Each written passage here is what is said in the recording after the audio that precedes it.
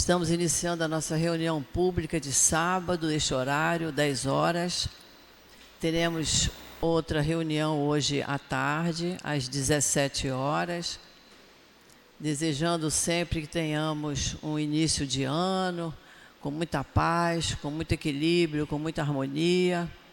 E a gente sempre pensando na nossa casa espírita, pensando no que a gente precisa fazer para que a nossa casa se mantenha cada vez mais e melhor. No final desse mês, dia 20, recomeçaremos o trabalho da obra social, mas as famílias necessitadas continuam vindo pegar cesta básica, pegando o que necessitam, remédios. Então, os pedidos continuam os mesmos. Quem puder colaborar com alimentos, quem puder colaborar com material de limpeza.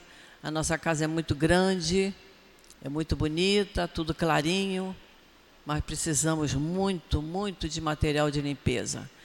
E são coisas que não são tão caras, que a gente pode colaborar, trazendo o que puder trazer. O que puder trazer para nós é sempre muito bem-vindo.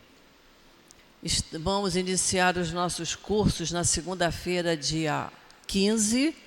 Dia 15 de janeiro, nós vamos reiniciar. Quem já estava no curso continua. Quem quiser começar, é a grande oportunidade que nós temos.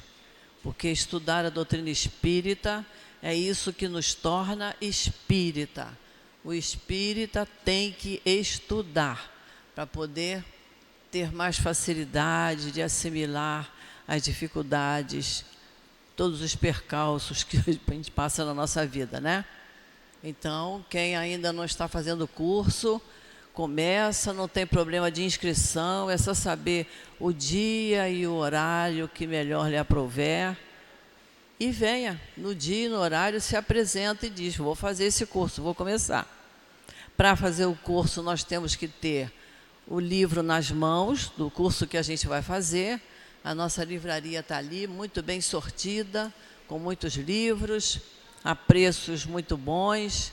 É só a gente iniciar, que a gente vai se sentir muito bem. É muito bom. Temos as aulas presenciais, que são muito importantes, porque é onde nós trocamos ideias, é onde nós tiramos presencialmente a nossa dúvida, mas por uma necessidade, quem não puder vir, temos as aulas através da online, né? A gente pode assistir de casa, mas a gente sempre recomenda que venham à casa. A gente ter a aula presencial, ficar um olhando de frente para o outro, tirando dúvida do livro que está estudando, é muito mais produtivo. Então, vamos aproveitar. E vir à casa espírita sempre é muito bom, né? Que sabemos que os espíritos estão aqui trabalhando, a gente faz uma sequência no nosso raciocínio, porque em casa a gente está assistindo uma aula, aí de repente toca uma campainha, alguém chega, faz uma pergunta e a gente interrompe o raciocínio. E presencial, não, nada nos atrapalha.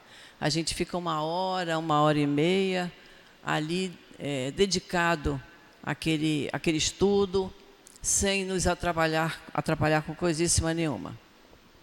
Então, vamos iniciar então. O nosso estudo de hoje vai ficar a cargo do nosso companheiro Guilherme Kremer, que não chegou até agora, para nos dar assim um suspense, mas se ele não vier, o Newton vai fazer a palestra. A mensagem de abertura é do Evangelho, capítulo 19, A fé transporta montanhas. O item 11, a fé, mãe da esperança e da caridade, que é uma mensagem de José, espírito protetor.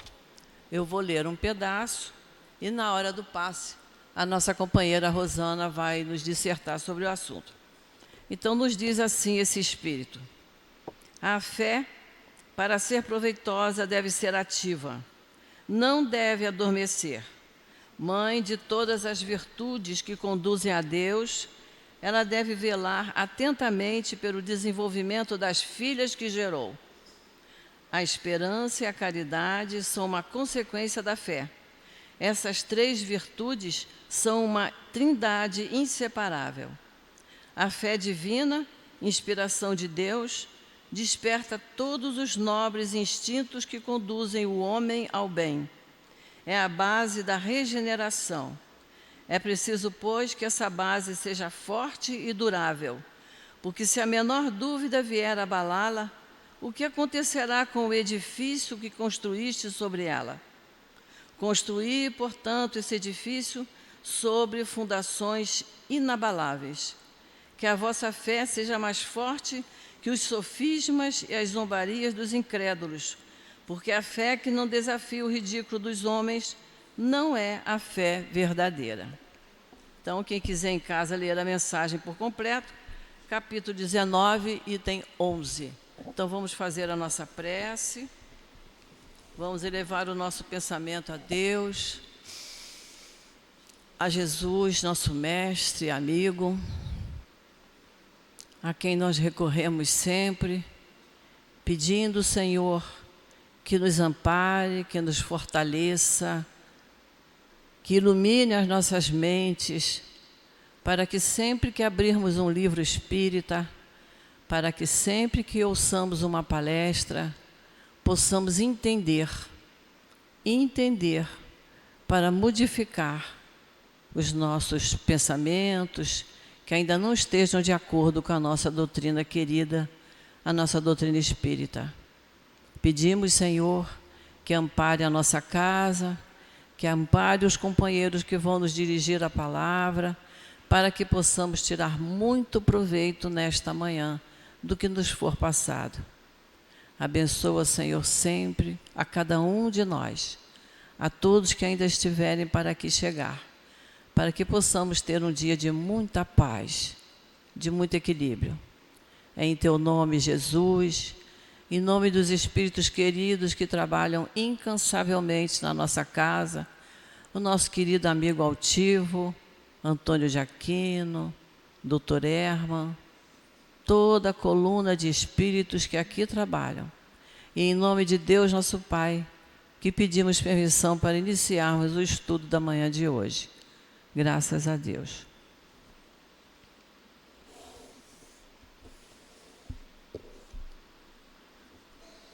O estudo de hoje, do Livro dos Espíritos, capítulo 4, primeira parte, vai falar sobre inteligência e instinto. Eu vou ler algumas questões enquanto nosso companheiro não chega. A primeira pergunta é, a pergunta 71. A inteligência é atributo do princípio vital? E os espíritos responderam, não, pois que as plantas vivem e não pensam, só têm vida orgânica. A inteligência e a matéria são independentes, porquanto um corpo pode viver sem a inteligência. Mas a inteligência, só por meio dos órgãos materiais, pode manifestar-se. Necessário é que o espírito se una à matéria animalizada para intelectualizá-la. Pergunta 72. Qual a fonte da inteligência? Já o dissemos, a inteligência universal. Subpergunta A. Poder-se-ia dizer que cada ser tira uma porção de inteligência da fonte universal e a assimila, como tira e assimila o princípio da vida material? Os espíritos responderam, isso não passa de simples comparação, todavia inexata, porque a inteligência é uma faculdade própria de cada ser e constitui a sua individualidade moral. Demais, como sabeis, há coisas que ao homem não é dado penetrar, e esta, por enquanto, é desse número. 73. O instinto independe da inteligência? Precisamente não. Por isso que o instinto é uma espécie de inteligência. É uma inteligência sem raciocínio. Por ele é que todos os seres provêm as suas necessidades. 74. Pode estabelecer-se uma linha de separação entre o instinto e a inteligência? Isto é, precisar onde um acaba e começa a outra? Não, porque muitas vezes se confundem, mas muito bem se podem distinguir os atos que decorrem do instinto dos que são da inteligência. 75. É acertado dizer-se que as faculdades instintivas diminuem à medida que crescem as intelectuais? Não. O instinto existe sempre, mas o homem o despreza. Então, muito bem-vindo, nosso companheiro. Que Deus o abençoe.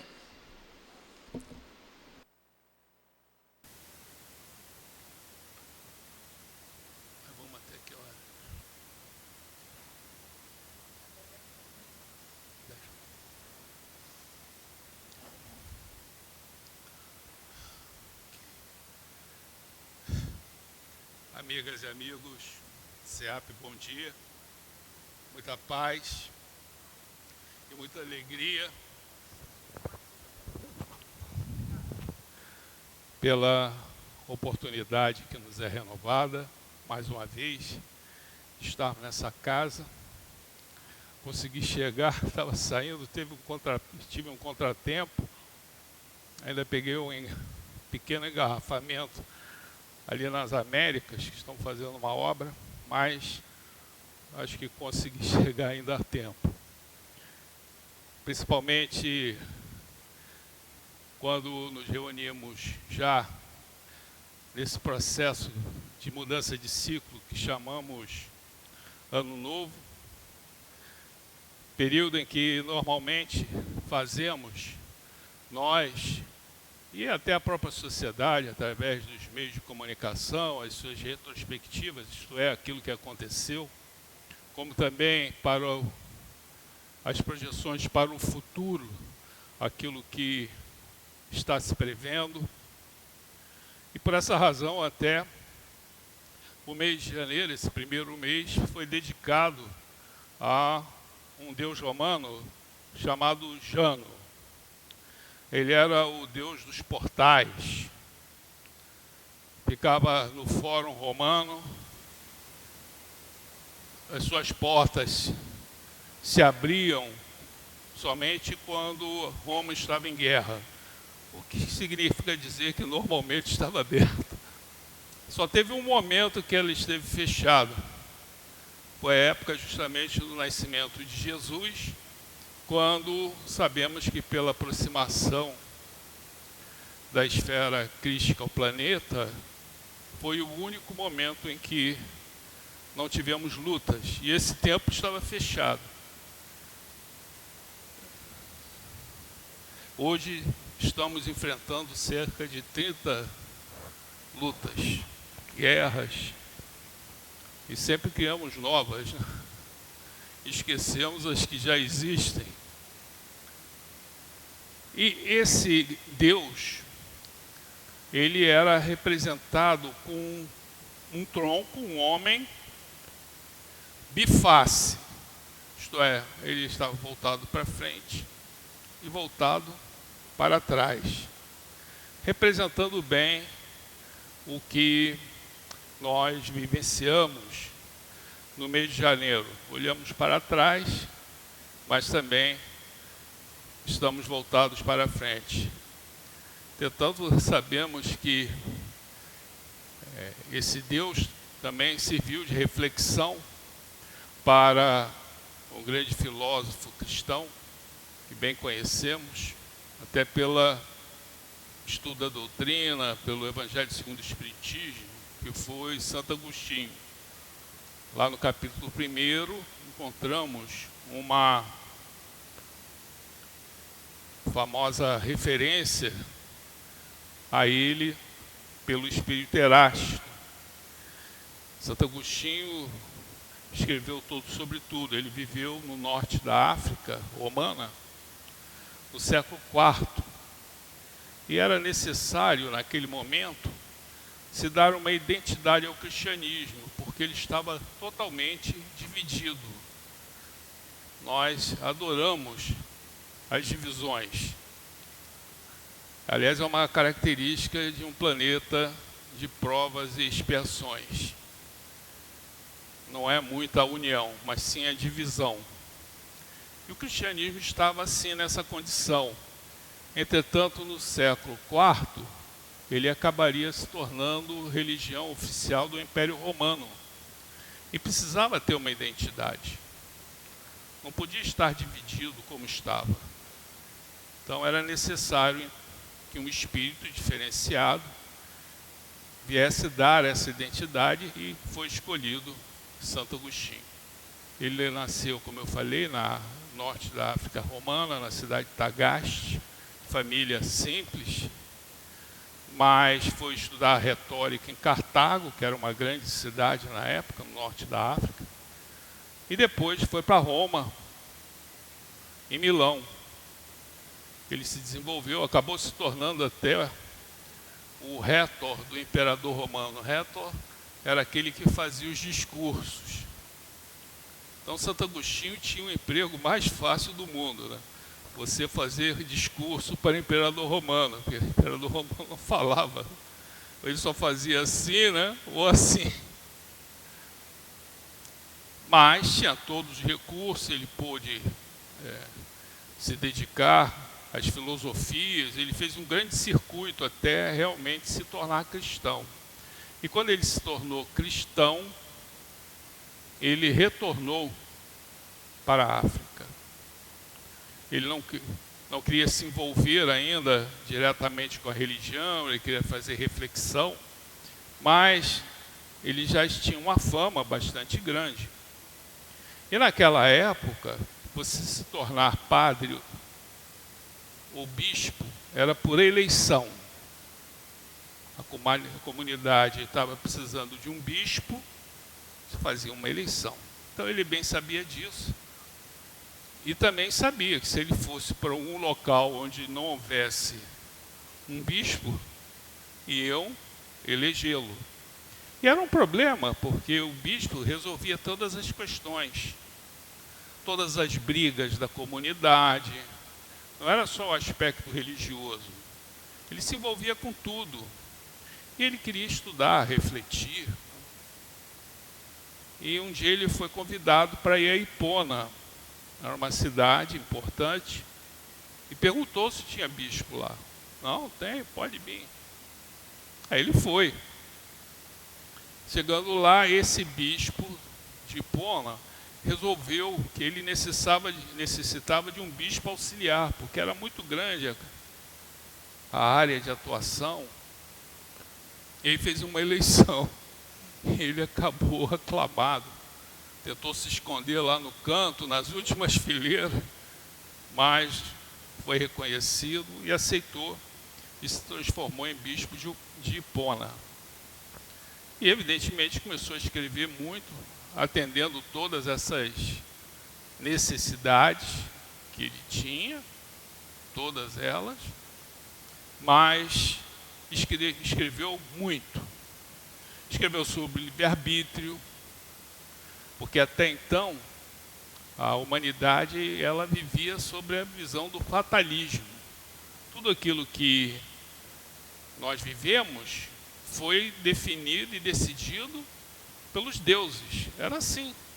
Por essa razão se fazia tudo para saber o que o Deus tinha destinado para a criatura. E não adiantava você fazer isso ou aquilo. Era fatal. Isso é o fatalismo. Você não tem como escapar. E, evidentemente, com esse entendimento, nós vamos entendendo muito, porque também nessa mudança de ano, né, nós somos sempre atraídos pelas adivinhações, né? O que os deuses reservaram, né, para a gente? Vamos ler cartas, búzios, enfim, todo tipo de artifício para saber justamente se os deuses definiram isso, como eu posso escapar? Esse é o fatalismo. A doutrina espírita nos ensina que existe o fatalismo, apenas das provas que a criatura tem que passar aqui na Terra. expiações. O resto é desenvolvido pelo nosso livre-arbítrio. E mesmo essas provas e expiações, elas podem ser amenizadas pelo nosso livre-arbítrio aqui, ou mais pesadas, ficarem mais agravadas. É isso que a doutrina nos ensina. E quem mudou esse comportamento foi justamente Santo Agostinho. Porque ele escreveu um livro sobre o livre-arbítrio. Ele escreveu mais de 5 milhões de palavras. Também escreveu sobre o tempo. Porque essa mudança do tempo que nós temos aqui só vale na Terra. Porque o tempo não tem sentido no mundo espiritual. De uma forma bem simples, se você é imortal, vai ficar contando o tempo, você não vai morrer nunca. Você é imortal. Tem sentido? Quer dizer, é uma dimensão que só tem importância aqui na Terra, que a vida é finita. E mais, ainda o tempo, ele varia quase que uma experiência de cada um. Porque nós, quando estamos ansiosos, com algum tipo de problema, esse tempo, ele passa numa escala diferente, se você é mais velho, se você é mais novo. E mais, até o próprio Einstein falou que esse tempo varia com a velocidade. Quanto maior a velocidade, esse tempo passa mais devagar, segundo Einstein. Quanto menor a velocidade, o tempo passa mais depressa. Isso é muito importante, essa noção, porque imaginem como é que fica o controle de uma espaçonave que está viajando a milhares de quilômetros por hora com alguém aqui na Terra. Os tempos são diferentes. Porque um está numa velocidade incrível e o outro está aqui. Então, uma informação bastante importante. Isso nós até, de certa maneira, refletimos muitas vezes na própria experiência de quase morte, que é a doutrina que os médicos se interessam muito quando alguém passa por um fenômeno desse, principalmente nas UTIs, né? Sempre, e aí, como é que foi? Porque sempre vem um relato. E esses relatos, eles não estão em sintonia com o tempo daqui da Terra.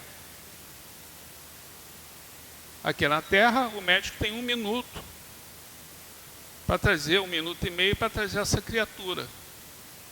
Quando ela volta, ela traz um relato enorme, porque foi para lá, foi para cá, conversou, entrou numa sala. Mas nesse tempo, a velocidade vibracional lá é muito maior que a velocidade vibracional aqui. Aqui o tempo passa mais rápido, enquanto que lá o tempo passa mais devagar, segundo Einstein. E refletindo sobre o tempo e usando esse Deus Jano, Santo Agostinho nos trouxe uma visão importante para nós refletirmos, sempre no início de um período, mas eu acho que a qualquer tempo, porque ele entendia, e ele estudou bastante sobre o tempo, ele estudou sobre tudo, né? Em especial sobre o tempo. Ele falava que o tempo importante é o agora. É o que vale. Porque o passado já foi. E o futuro ainda vem. Então, no nosso psiquismo, é como se fosse esse Deus Jano. Você tem no seu psiquismo o presente, mas ele está voltado, muitos estão voltados para trás. Outros estão aqui no presente, mas estão com o seu psiquismo voltados para frente. E tem muitos poucos que estão com o seu psiquismo no presente, no agora. E o que faz a criatura se voltar para trás? Culpas, por exemplo, mágoas, As culpas, as pessoas normalmente não gostam muito delas. Entretanto, não teríamos civilização sem culpa, né?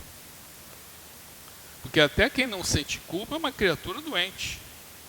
Faz qualquer coisa, mata e não tem culpa, não sente nada. O problema da culpa não é a culpa em si, é o sentimento de culpa que vem agregado a ela, que nos marca, lesiona.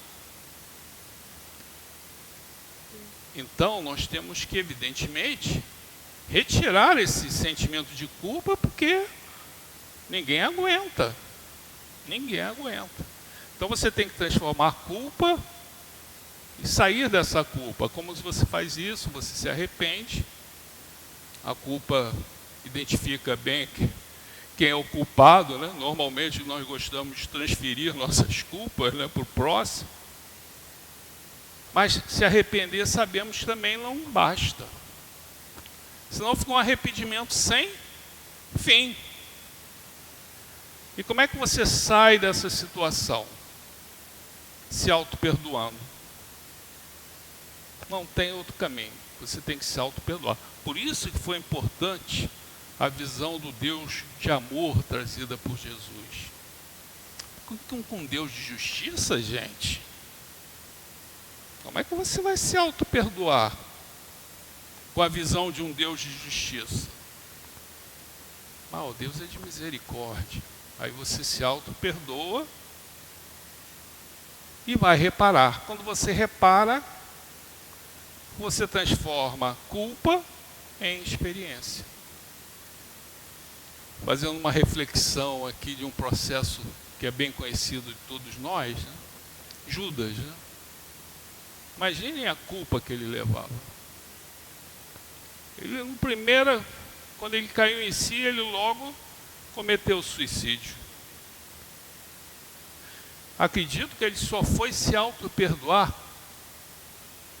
15 séculos depois da personalidade de Joana d'Arc. Ele conseguiu, com essa reencarnação, se auto-perdoar. E aí, então, foi reparando. E aquilo, provavelmente, aquele sentimento de culpa avassalador, né, foi transformado em experiência. Porque era necessário. Porque Jesus não tinha nenhum questão contra Judas. Era a consciência dele. E era necessário, porque nós não teríamos o cristianismo sem a crucificação e sem a ressurreição. Era necessário acontecer. Ele foi instrumento, ele foi escândalo. O escândalo é necessário, afirmou Jesus, mas ai daquele pela qual vem o escândalo. E ainda hoje malham o Judas. Nem disso ele tem. Até porque está se aproximando do carnaval. É como nós projetarmos as nossas sombras em cima do Judas, né? Porque Pôncio Pilatos estava julgando a Jesus, levou até a multidão. O que eu faço de Jesus de Nazaré? É a pergunta que nós também podemos nos fazer, né? O que estamos fazendo de Jesus de Nazaré? Mas aí projetamos nossas sombras no Judas e saímos malhando ele. E o que nos prende para trás também são as mágoas e só há um caminho. Perdão. Hoje, o psiquismo das criaturas está muito voltado para o futuro, né? Os medos, a ansiedade, né? Então você está aqui no presente, como fala Santo Agostinho, mas o seu psiquismo é aquele presente futuro. Aí vem medo, vem ansiedade, e muitos se esquecem do aqui e o agora. Jesus até na parábola dos 2 filhos, convidados para o trabalho, o dono da vinha, o pai, filho, vai hoje, vai agora. Então, se tiver oportunidade, esse é o momento, não vamos ficar postergando. Claro que esse psiquismo nosso, ele tem que ficar num sentido de equilíbrio. Porque se você está, na visão desse Santo Agostinho, do presente e passado, você é uma criatura angustiada, amargurada, né, do passado. Se você está apenas no modo presente e futuro, você é uma criatura ansiosa. Né? Mas tem aqueles que só querem saber do presente. Eles não querem nem saber também do passado, nem do futuro. Aí nós somos criaturas o quê? Estressadas, né? Então, nós temos que equilibrar a recomendação de Santo Agostinho. Santo Agostinho esteve sempre nos momentos em que o cristianismo precisava da sua ajuda, né? Então ele esteve no século IV, esteve junto a Lutero no século XVI, instituindo a reforma protestante. Lutero identificava a presença de Santo Agostinho ao seu lado. Isso não é informação de livro espírita, não, é do próprio Lutero. E no século XIX estava junto de quem? Allan Kardec. Tanto que no Evangelho, capítulo 1, vocês já não se perguntaram por que Kardec colocou essa referência a Santo Agostinho logo no primeiro capítulo do Evangelho? O Evangelho segundo o Espiritismo, Kardec escreveu sem consultar ninguém. Ninguém sabia que ele estava escrevendo, só os espíritos. Provavelmente foi direcionado até por Santo Agostinho. E ele deu sempre um cunho pessoal. Kardec deu um cunho pessoal, tem o esforço dele. Imagine o que Kardec devia ficar ouvindo, né, de palpite. Aquelas, eu acho, eu penso. Não, os espíritos falavam para ele, é o que você pensa, é o que você acha. É o que você pensa, o que você acha. E depois, ainda no século XIX, Santo Agostinho esteve com Bezerra de Menezes, porque sabemos que essa árvore da doutrina espírita foi trasladada aqui para o Brasil. Foi trasladada para o Brasil. E aqui, porque aqui é a coração do mundo, pátria do Evangelho, né? Os espíritas estão indo para várias regiões, vários países, levando a doutrina espírita. Aqui havia divisão também. Existia os espíritos cientistas, os espíritas, filosóficos, né? Naquelas dimensões da doutrina espírita, né? E alguns poucos religiosos. Precisava de alguém também dar a união, porque nós somos sempre voltados para desunião. Por essa razão, Santo Agostinho estava junto ao nosso Bezerra de Menezes. E ajudou a compor também o Livro dos Espíritos, que nos foi apresentado de uma maneira totalmente diferente.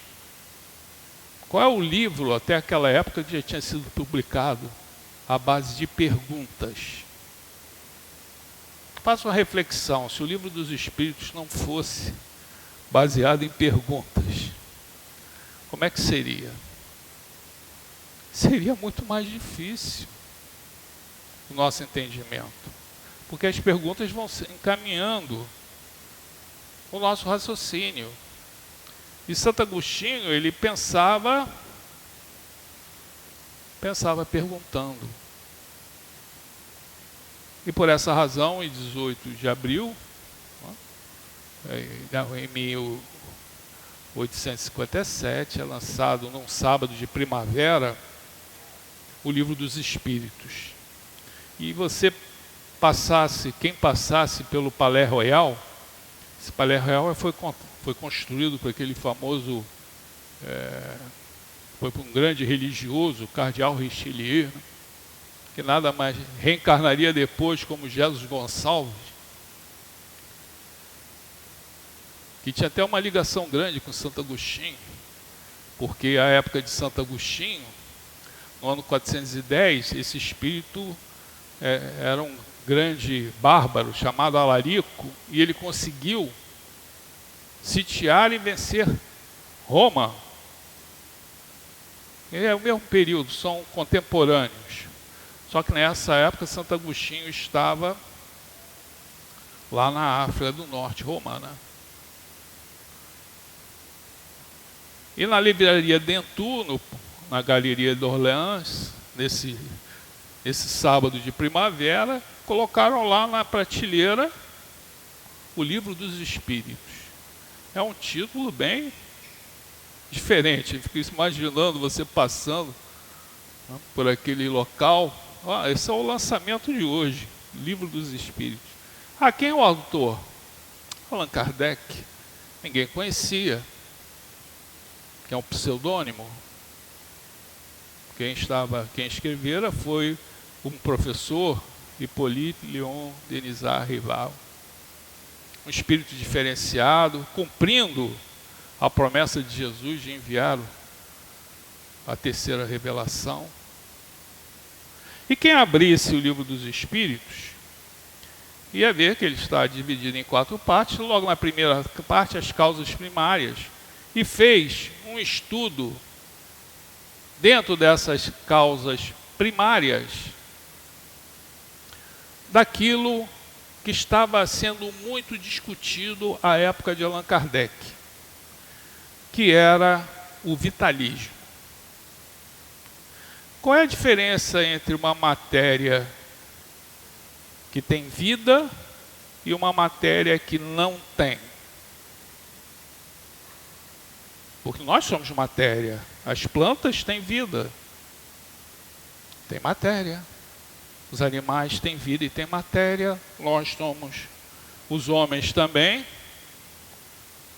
Mas também existem outras matérias que não têm vida.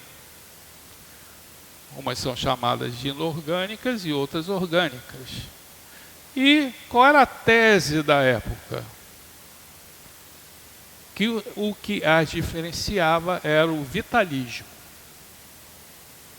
Vitalismo seria, claro que cada um tinha uma concepção do que seria esse vitalismo, seria uma energia.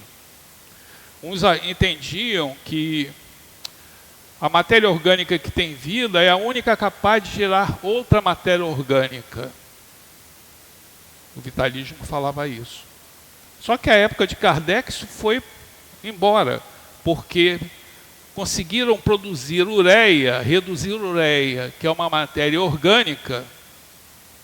Quando nós urinamos, né, é ureia, a partir de matéria inorgânica. Então, até esse entendimento foi-se embora. Tanto que a ciência, como tal, a partir do início do século XX, definiu o seguinte: essa questão de a matéria orgânica ter algo vital, uma energia diferente, isso não é com a ciência, o que para mim é um engano, né? Mas é assim que é entendido. Isso vai ficar com a religião. Até porque os hindus, eles já jogavam as doutrinas espiritualistas hindus nessa fluido vital. Eles chamavam de prana, né? É o vitalismo que dá vida. Então hoje, o que é matéria orgânica? É aquela matéria que tem carbono. Essa é a definição que a ciência estabeleceu a partir do século XX. E que a religião aí fique trazendo as suas concepções, né, a partir do corpo, um corpo prânico da criatura que venha dar a vida. Então repare que esse assunto, a época de Kardec, estava sendo discutido de uma forma bastante intensa. Tanto que foi bom porque eu quase não precisei dar a palestra, porque eu cheguei aqui, vocês leram as perguntas, então vamos lá. No capítulo 4 dessas causas primárias, cujo primeiro capítulo é Deus, Kardec aborda justamente seres orgânicos e inorgânicos. É aquilo que estava sendo discutido desde o século XVIII.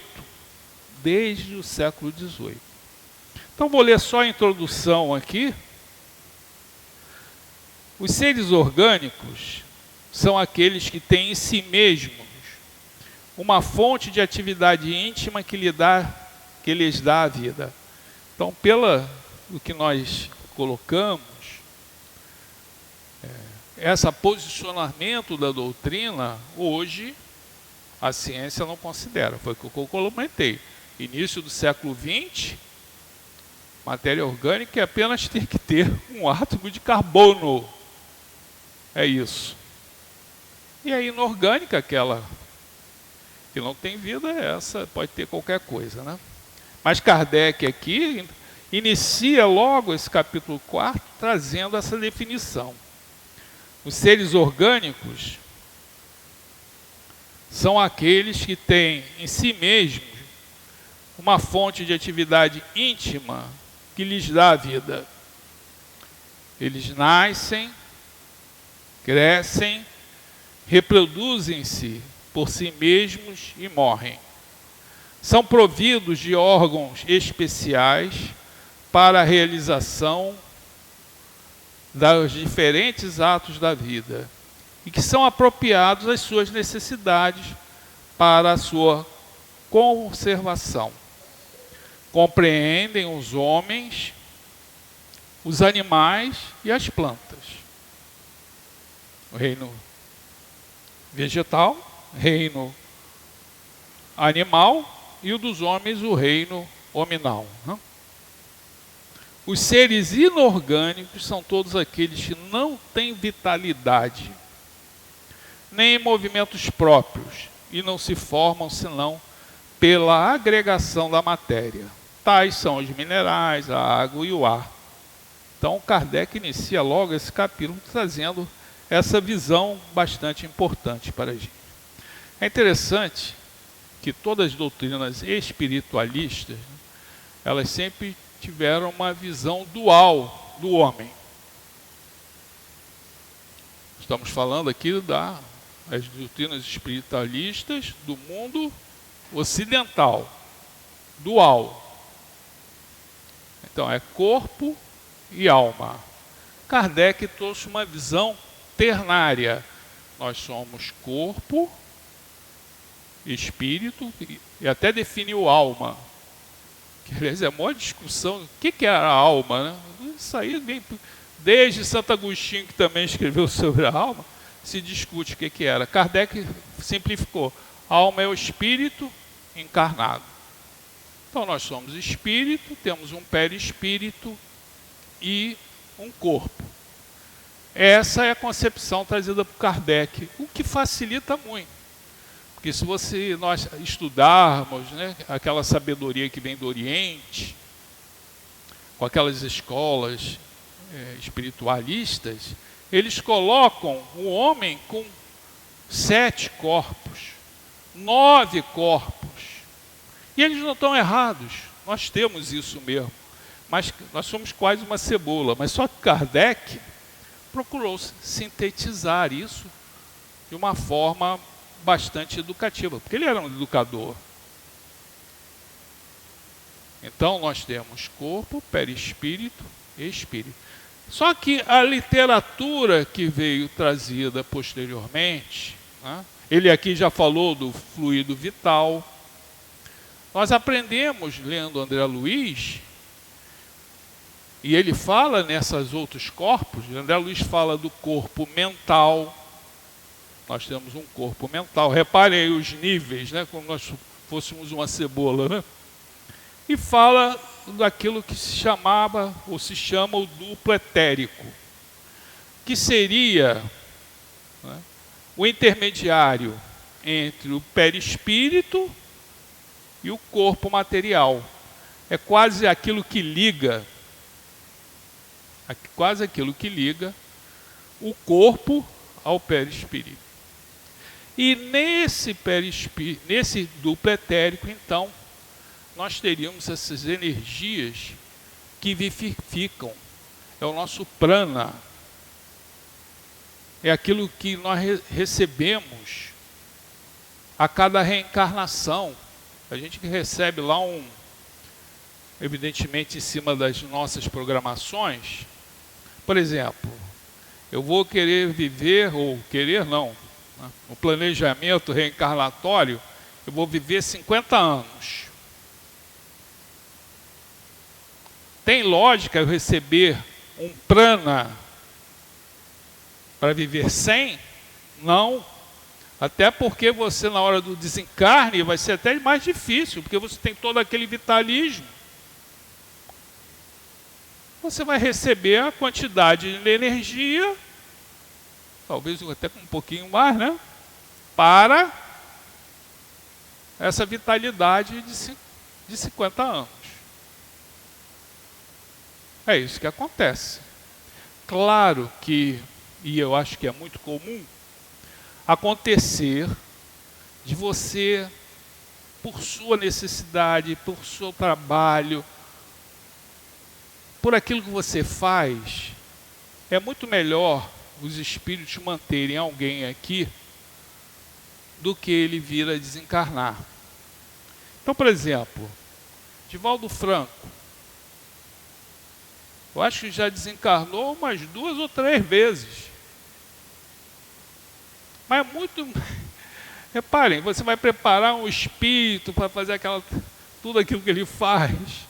Às vezes demora tanto para preparar uma encarnação dessa. É mais fácil para os espíritos levar energia vital para ele. Na primeira vez que isso eu ouvi numa palestra, ele estava num evento na Mansão do Caminho, comeu alguma coisa que não fez bem, se afastou, aí ele, pum, caiu. Tinha uma enfermeira, o coração parou. Claro, ele se viu fora do corpo e pediu para continuar. Então, estão avaliando, tem avaliação, né? Aí em cima. Daqui a pouco vieram com um lençol fluídico. Foram palavras do Divaldo. O que é isso? É o vitalismo, é o prana. Na hora que eles colocaram esse lençol em cima do corpo dele, né, ele como que foi atraído e está aí, com quase 97 anos. Às vezes nós pensamos que isso é só para um grande missionário como ele, mas acredito que seja mais comum do que a gente imagina. Como também acontece o contrário. Por exemplo, alguém que se suicida, você está se suicidando, claro, por injunções de obsessão. Sempre que uma criatura comete um ato desse, ele está sob uma subjugação de uma obsessão. Não tenhamos dúvida com relação a isso. Mas ninguém reencarna com aquele objetivo. Você recebe essa energia vital. Esse é um grande sofrimento, porque se você desencarna muito tempo antes, você está com aquela energia ainda ligada. É um grande sofrimento para o espírito. Ele, como que por causa dessa energia, ele não se encontra nem na matéria, nem no mundo espiritual. Ele está quase como se fosse no limbo. Por isso é muito importante a reunião mediúnica, para que você possa, né, retirar até essas energias que são caracterizadas aqui no mundo material e não tem a ver com o mundo espiritual. E muitos espíritos, né, e aí já lemos isso nas obras de André Luiz, que são muito animalizados ainda, eles estão atrás desse vitalismo. Estão atrás desse vitalismo. É como se fosse uma criatura que quer beber, né? Às vezes o espírito é tão ainda animalizado e ele quer essa energia para ele se satisfazer. E Kardec, por fim, ele faz uma avaliação, uma pergunta sobre se nesse princípio vital, quais eram as relações com inteligência e instinto. Né? Lembrando que se pudéssemos aqui simplificar, existe até uma teoria com relação a essa, o nosso cérebro estaria dividido de forma bem simples, tá? Em 3 partes. É o cérebro trino, como tem o Deus trino, o cérebro trino, né? Você teria os instintos, os instintos são importantes. Eles nos fazem reagir automaticamente. Os animais têm o instinto. Está logo na base, né? nas bases do nosso cérebro. Os animais já têm, né, um cérebro para ter esse instinto, e nós herdamos isso. Então, na base do nosso cérebro estão os instintos. Mas também temos as nossas que nos fazem agir. As emoções, que também nos fazem agir, e a inteligência. Não é? As emoções nos fazem agir, são importantes. Nós devemos buscar sempre esse equilíbrio emocional. Por que o equilíbrio emocional é importante? Porque nós temos, para a nossa atuação, nós podemos utilizar o nosso, vamos dizer assim, né, os lobos ou os córtex da inteligência, onde você faz uma avaliação das coisas, e tem o nosso sistema límbico, aquele que nos faz reagir emocionalmente. Tem momentos que você tem que refletir. A inteligência é para isso, tem que refletir. Mas existem outros momentos que você tem que agir. Você não pode ficar pensando para agir. Então, os cientistas, né, os especialistas, eles gostam de estabelecer 4 emoções básicas, porque esses exames de imagem fizeram o ser humano entender muito o cérebro, né? Então, antigamente existiam várias emoções e eles começaram a identificar que, embora com nomes diferentes, elas estavam localizadas na mesma região do cérebro. Então é a mesma emoção. A mesma emoção. E se você está com o equilíbrio emocional, não está nessa situação, está desequilibrado, esse córtex emocional, ele começa a ser preponderante. Você não reflete. Então, quais seriam as emoções básicas? Eu acho que é alegria, tristeza, medo e raiva. Até a raiva é importante, é uma emoção, claro, é mais perigosa. Por isso que você tem que ter o equilíbrio das suas emoções. A inteligência, bastante importante também. Até hoje, o conceito de inteligência está mudando, né? Com esse conhecimento que esses exames de imagem vêm trazendo, o que era a inteligência no passado, desde o início do século XX? Né? Era o consciência de inteligência, o QI, né? Você fazia exame, não sei o quê. Tinham pessoas com QI enorme, né? Isso é do intelecto. Mas, às vezes, uma criatura dessa não sabe interagir. E quantos são assim? Então, no final do século XX, surge a inteligência emocional. Eu conheço vários que tinham intelecto, QI, mas agora não conseguem se relacionar com ninguém. E o início do século XXI surge até uma outra visão complementar, que é a inteligência espiritual. É uma física chamada Dana Zohar, eu acho. Eu acho que é isso aí. Porque também a partir dos exames de imagem, eles se aperceberam quando a criatura entra em oração, qualquer que seja a sua religião, né, algumas regiões do cérebro se ativam, outras desativam. Então, existe uma inteligência espiritual.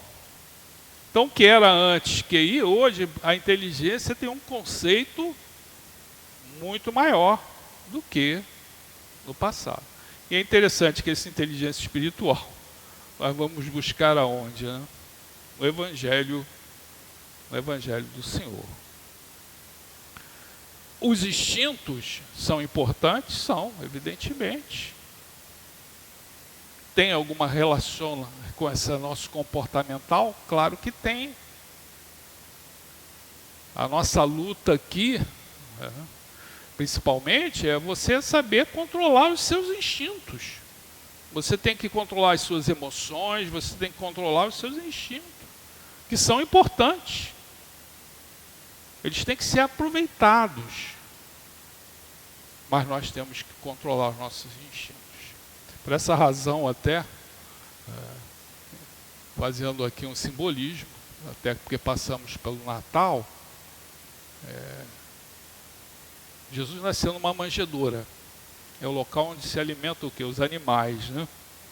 Então nós também só iremos controlar os nossos instintos animalizados ainda quando comermos do pão da vida. Que Jesus afirmou, eu sou o pão da vida, né?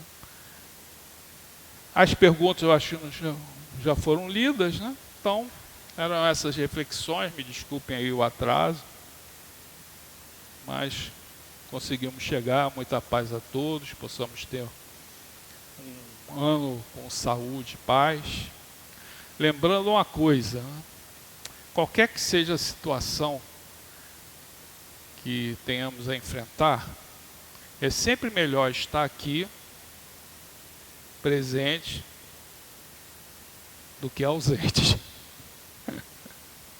Uma vez o Chico, só para fechar, né? O Chico tinha um companheiro de trabalho, o Chico, por que você não está vindo? Estou com a vida por um fio, né? Aí o doutor Bezerra fala para ele que se ele trabalhar o fio, engrossa. Então, é melhor sempre estar aqui do que fora daqui, né? Muita paz. Nós agradecemos ao companheiro Guilherme, sempre aprendemos muito com ele, né? Vamos passar a segunda parte da nossa reunião, que é dedicada ao trabalho de passe. Pedimos aos médiuns que se coloquem.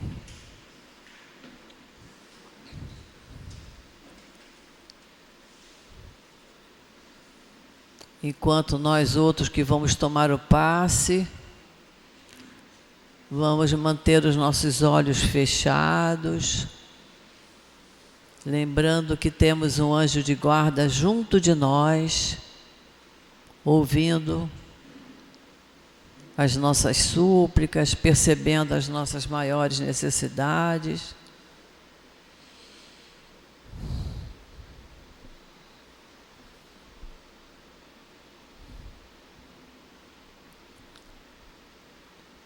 Querido Jesus, é chegada a hora do passe, Senhor, e nós te pedimos as tuas bênçãos para esse trabalho de amor que irá se realizar. Que possam os mentores estarem junto dos médiuns, para que possamos receber os fluidos de que mais necessitamos. Por isso nós te pedimos, Jesus, abençoa esta hora do passe. Graças a Deus. Que a doce e serena paz do nosso Mestre Jesus possa abençoar a cada um de nós nesse momento do passe e que possamos estar aqui agora, nesse momento presente, recebendo esses fluidos que foram amorosamente preparados para atender às nossas necessidades.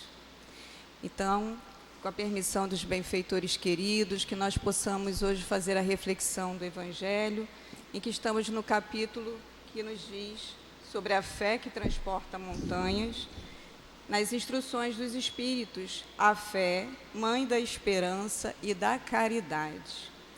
E o Espírito Protetor José começa essa mensagem falando para nós que a fé, para ser proveitosa, ela deve ser ativa, que ela não deve adormecer. E que essa fé ativa, ela vai gerar duas filhas, a esperança e a caridade. Mas o que seria uma fé ativa? A fé ativa é aquela fé onde nós nos movimentamos, nos esforçamos, através do estudo, do raciocínio, da busca do autoconhecimento, para colocarmos em prática, em ação, aquilo que estamos aprendendo dentro das nossas possibilidades. Sabemos que a fé a gente poderia comparar como uma semente, uma planta, que quando adubamos, cuidamos, doamos, investimos tempo, energia, essa planta vai crescendo, crescendo, até se tornar uma árvore robusta. Isso é uma fé com solidez, porque ela foi trabalhada num solo fértil, contrário à fé cega. O companheiro falou para nós como que no final do ano, muitas vezes estamos nas expectativas, naquele pensamento mágico de como é que vão ser as previsões. E não podemos esquecer que a mudança de ciclo do ano é mais uma oportunidade para nós pararmos, refletirmos como é que estamos nessa caminhada, nesse processo, aquilo que já conquistamos e aquilo que ainda temos necessidade de conquistar. E por que a fé ativa, ela gera duas filhas, a esperança e a caridade? Porque na medida que nós vamos compreendendo as verdades espirituais, vamos nos aproximando mais do Mestre Jesus, da espiritualidade benfeitora, vamos compreendendo a nossa verdadeira essência, a vida futura, a reencarnação. Cada vez que passamos por momentos de dificuldades, de contrariedade, de dores, temos a esperança, porque já compreendemos a verdadeira origem dessas dores e já compreendemos que são oportunidades, ou para nos depurar, ou para nos alavancar no desenvolvimento das nossas virtudes. E por que a caridade também é uma filha da fé ativa? Porque na medida que eu vou me conhecendo melhor, vou me tornando uma pessoa melhor, como também foi trazido aqui para nós na palestra de hoje, vamos nos tornando menos reativos, vamos compreendendo um pouquinho mais a dificuldade do irmão, vamos aprendendo a ser mais empáticos, a olhar mais para o outro. Isso é fruto também dessa fé ativa. Então, essa fé, ela é construída passo a passo. E é muito importante que não exijamos de nós que estejamos além do que podemos nesse momento, mas que também não nos acomodemos, que possamos nos olhar honestamente, com amor, com caridade, com carinho, mas com firmeza, com energia, confiante, pois estamos recebendo muitos recursos, muito mais do que a gente imagina, para que a gente possa tirar um bom proveito dessa reencarnação, desse momento em que nós estamos vivenciando. São muitas lutas, são muitos desafios, mas também estamos angariando muitas bênçãos e muitas virtudes. Então, que Jesus possa continuar conosco, que nós possamos continuar com Ele e muita paz em nossos corações. Graças a Deus. Antes da prece final, vamos à leitura da mensagem do plano espiritual. Paz. Que a paz do Cristo permaneça entre nós. Juntos podemos dar boas-vindas ao ano que se inicia, com fé e esperança de que podemos mudar, de que possamos agir mais com amor, com sabedoria, na esperança de um planeta melhor, de ver a humanidade melhor, os homens se melhorarem entre si. Juntos podemos trabalhar, servir o Cristo no intuito de destruir o mal que cresce entre os encarnados e desencarnados, dos homens que ainda são fracos e têm medo de dizer, sou cristão, têm medo de dizer, trabalhamos para o Cristo. Com essas certezas alheias, o mal cresce, o mal se faz forte em meio a essas pobres almas sem fé, desacreditadas, sem esperança. Ó Deus, tenha piedade desses que ainda recusam o Mestre como guia e modelo, o qual devem seguir. Juntos podemos pedir ao Pai que esse ano que se inicia não seja só de dores, e sim de aprendizado, e como servir ao Cristo, trabalhar com amor. Mesmo que chorem, não percam a fé, a esperança de que tudo passa, que a fome passa, que a guerra também vai passar. Enfim, o mal vai acabar. Com essa fé, essa certeza, podemos sorrir para aqueles que nos feriram, Rogamos a Deus em busca de paz também para esses que ainda não nos entenderam, que possamos lembrar que há mais ignorância, maldade entre esses que não entenderam o Mestre. Não critiquem nem os condenem. Ajudem a acender alguma luz para esses e para quem estiver ao seu lado, sem tranquilidade na escuridão. Juntos estamos para que não desanimem e não se aflijam. Tenham bom ânimo em levar o amor, na certeza de que esses desanimados pelo orgulho, pelo frio da indiferença, lembrem, esses também são irmãos, precisam de amor e serem abraçados. Juntos possamos lembrar que o Mestre jamais se desespera com os nossos erros, com as nossas ações, que nem sempre foram corretas. Paciente e bondoso, repete aos nossos ouvidos a todos os instantes: ama e auxilia sempre.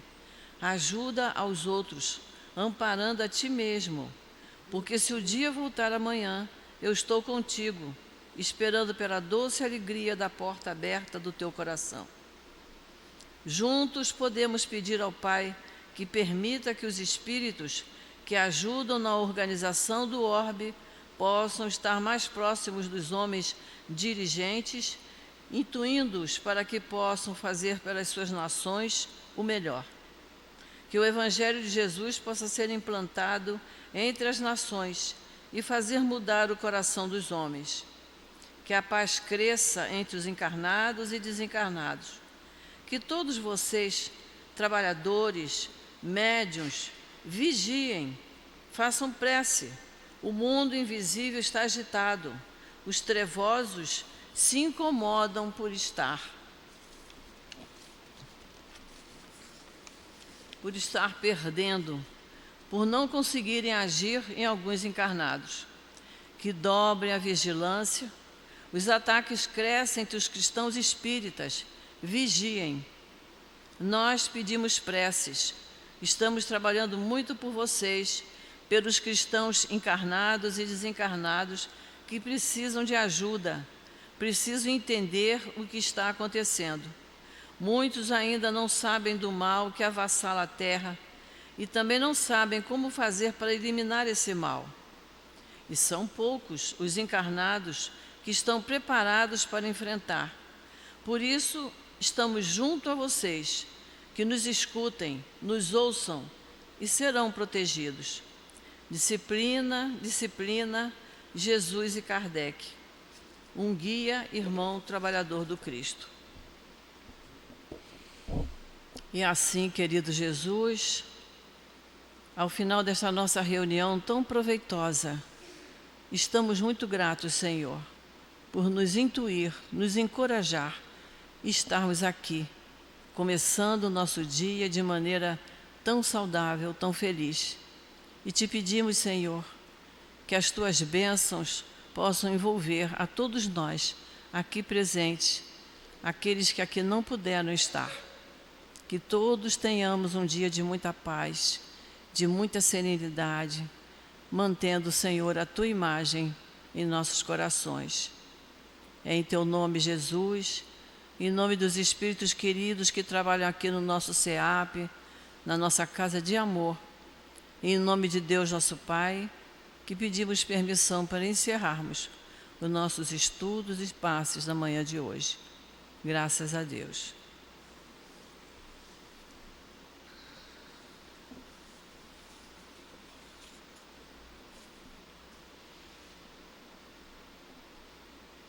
SEAP, Centro Espírita Altivo Panfiro. Uma casa de amor. Um dia de muita paz para todos.